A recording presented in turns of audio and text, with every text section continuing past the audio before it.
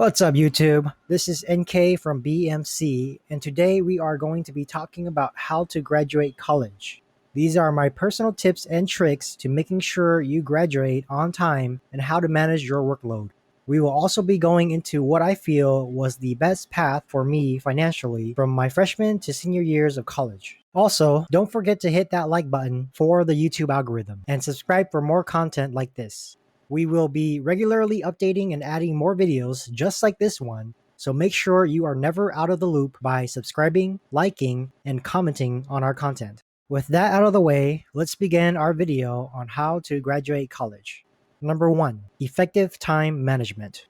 You know that old saying about how you should always study for 2 hours for every 1 hour of class? Well, forget about that. That's baloney. I don't know about you, but when I was in college, I didn't study nearly as much as that.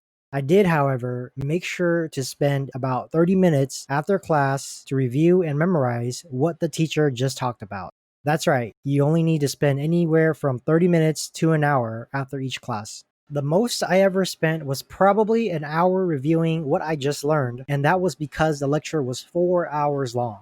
So make sure to use most of your time and review, especially when it is still fresh. Also, if you ever learned Cornell note-taking in high school and want to use that for college, don't.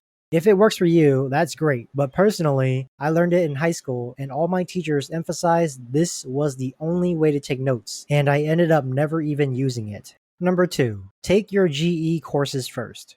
Unless you are on a surefire plan of what you want to be after you graduate college, you must absolutely take your GE first.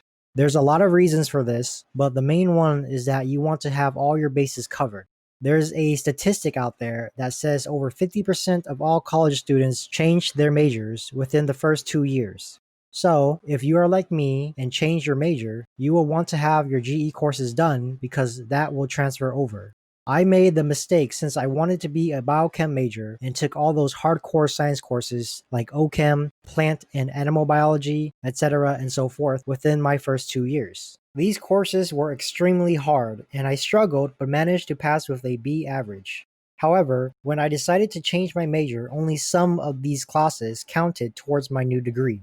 If I had just taken all GE courses, then all of the courses would have counted towards my new degree. So with this in mind, you should only take GE courses, so if and when you decide to change majors, you will not start over from scratch and prolong your time to graduate.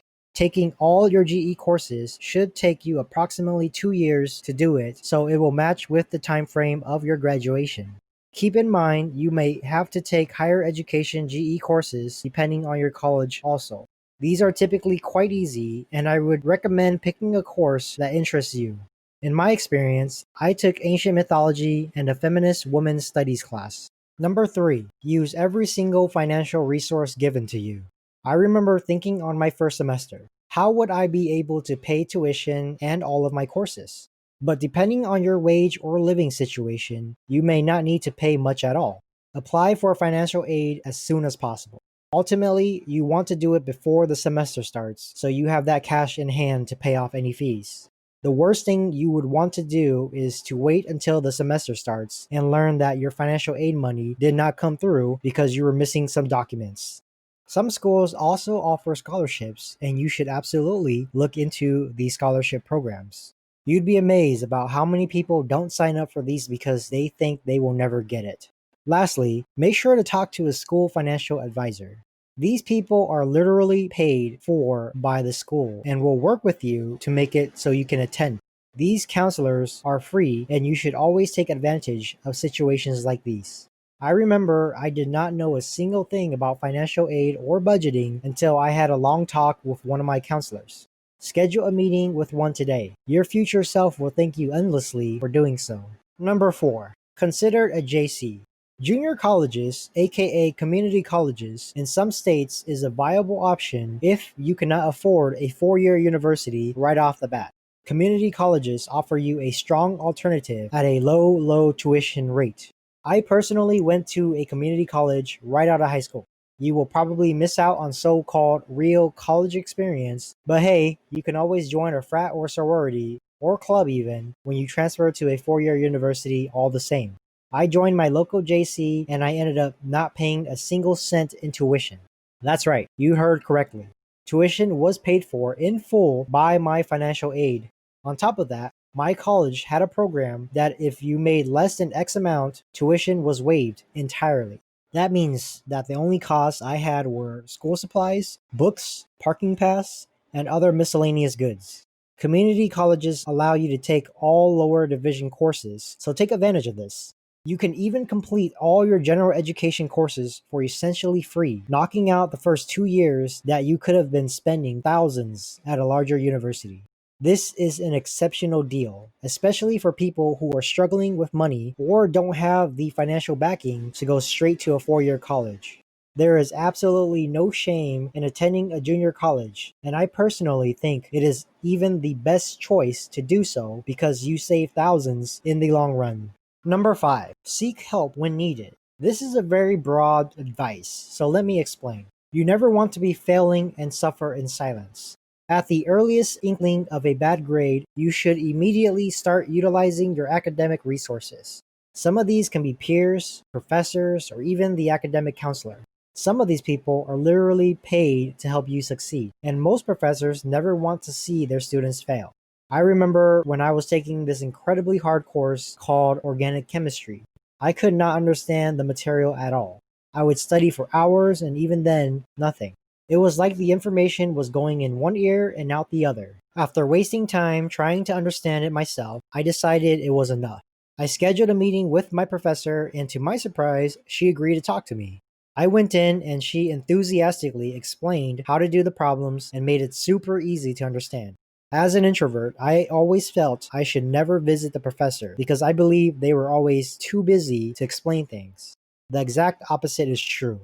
I had a professor tell me that they wish people would show up more during office hours.